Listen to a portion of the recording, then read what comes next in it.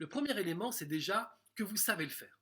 En fait, il n'y a absolument rien dans cette série de vidéos que je vais vous expliquer que vous ne savez pas. Mais je vais le prendre selon un axe que vous avez probablement jamais étudié dans votre vie. En fait, il se trouve que tout ce qui est votre vie, tout ce qui est votre vie, c'est quelque chose que vous avez demandé. Alors, c'est sûr que si aujourd'hui vous écoutez cette vidéo et que vous vous sentez agressé parce que votre vie ne vous plaît pas, l'endroit dans lequel vous habitez ne vous plaît pas, les gens que vous fréquentez ne vous plaisent pas, si tout ça ne vous plaît pas, vous ne pouvez pas admettre assez facilement que c'est vous qui l'avez demandé. Et pourtant, c'est bien vous qui l'avez demandé. Mais inconsciemment. C'est-à-dire que ce qui est matérialisé dans votre vie résulte de votre état d'esprit, c'est-à-dire de la façon dont vous concevez le monde. Si vous faites du développement personnel depuis peu de temps, vous savez déjà ce que je suis en train de vous dire. C'est-à-dire que vous savez déjà que ça fonctionne comme ça. Votre état d'esprit va déterminer la vision que vous avez des choses, ça va déterminer aussi les opportunités que vous allez saisir ou pas saisir, et vous allez matérialiser la vie que vous avez dans votre tête. Vous allez voir sous vos yeux la façon dont vous réfléchissez. Cette façon de concevoir les choses, elle n'est pas nouvelle.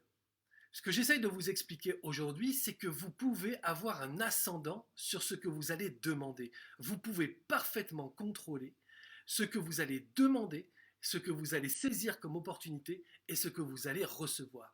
Et vous, si vous voulez créer la vie que vous voulez, eh bien, considérez les choses comme ça. D'abord, considérez que vous le faites tout le temps. En fait, tout ce qui est autour de vous, c'est quelque chose que vous avez créé. Alors c'est dur quand on entend ça et qu'autour de nous, on vit dans un appart qui ne nous plaît pas, avec des gens qui ne nous plaisent pas, on a des amis qui nous font chier, on a un job de merde, on ne gagne pas d'argent. Évidemment, on n'a pas envie d'être le créateur de ça. Et pourtant, quand on accepte qu'on est le créateur de ça, eh bien, on déclenche une pensée toute simple, c'est que si on a pu créer ça, on peut créer tout le reste.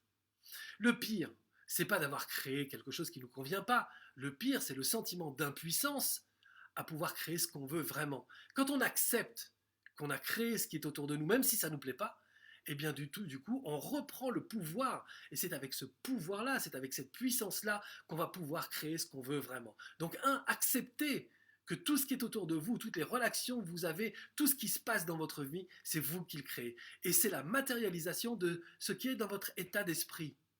Pour changer votre état d'esprit, c'est-à-dire reprendre le pouvoir sur votre création, posez-vous cette question. Qu'est-ce que je veux vraiment? Est-ce que je veux vraiment une relation sentimentale comme celle-là? Oui, non, si, c'est pas ce que je veux. Qu'est-ce que je veux? Qu'est-ce que je veux vivre? Qu'est-ce que je veux ressentir? C'est pas qu'est-ce que je veux une nana comme ça ou un mec comme ci, comme ça, blond, les yeux bleus, machin. En fait, on s'en fout de la forme. C'est qu'est-ce que vous voulez ressentir au fond de vous? Et c'est en répondant à cette question que vous allez voir les choses commencer à se transformer.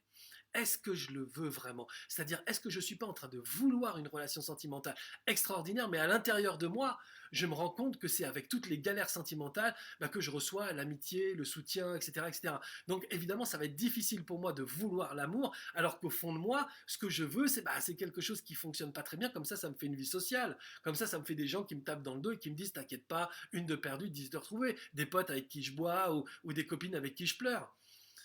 Est-ce que je veux vraiment ça? Est-ce qu'au fond de moi, c'est quelque chose qui est OK?